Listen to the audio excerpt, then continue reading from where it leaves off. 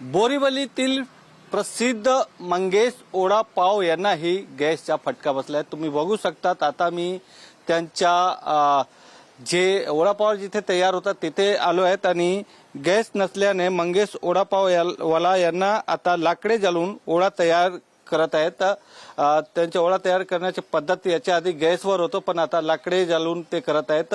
आमच्याकडे शरद पंडित जी आहे जे मंगेश वडापावचे संचालक आहेत। सरजी काय सांगेल, आता तुम्ही लाकड्यावर तयार करता, याच्या आधी गॅसवर करत होता? नाही, गॅसवरती आम्ही करत होतोच पण गॅसचा थोडासा तुटवडा आल्यामुळे आम्ही थोडं 2 दिवस बंद ठेवलं होतं। पण गॅस आमच्याकडे थोडा स्टॉक आहे, अजून 2-4 दिवसाचा स्टॉक आहे। म्हटलं बटाट्यासाठी जास्त स्टॉक वापरला जाईल, त्यासाठी आम्ही म्हटलं 2 दिवस बंद करून आम्ही जरा लाकडावरती सोय होते का बघितलं तर ती सोय आमच्या इथे झाली।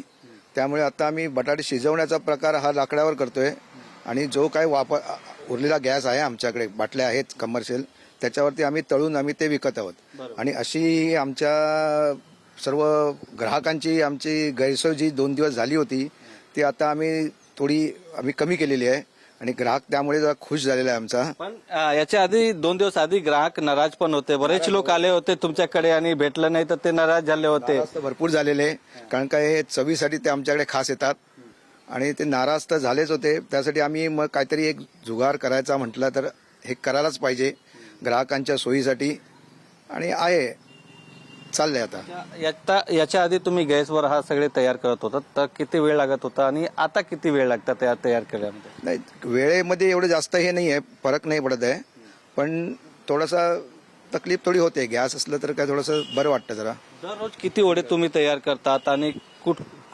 किती लांबपर्यंत लोक इथे तुमच्याकडे वडापाव घ्यायला येतात? आमच्याकडे दररोज 1000-1500 वडे तयार होतात। आमच्याकडे कांदिवली, बोरिवली, मालाड पर्यंत लोक येतात, येथे तसे खास वडे खाण्यासाठी येतात म्हणजे। बरोबर। पण आता तुम्ही इथे लाकडे पण स्टॉक मध्ये तयार केले, किती दिवस चालणार आहेत? नाही, हे आता काय, आता आपले सरकार त्याच्या आहेच, आता होईलच ते, आता गॅस 2-3 दिवसात सुरू होईलच, पण लोकांची गैरसोय नको होण्यासाठी आम्ही हे सर्व सुरू केलेलं आहे आता।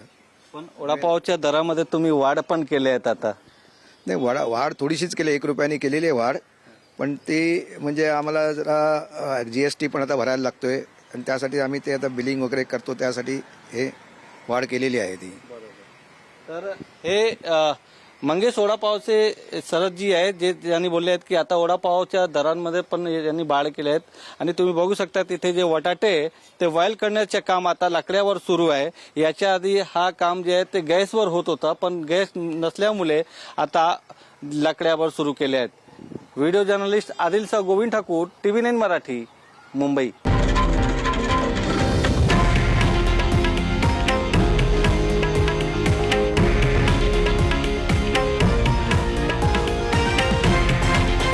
हे आहे देशातील नंबर 1 न्यूज नेटवर्क आणि आपण पाहत आहात TV9 मराठी, एकमेव।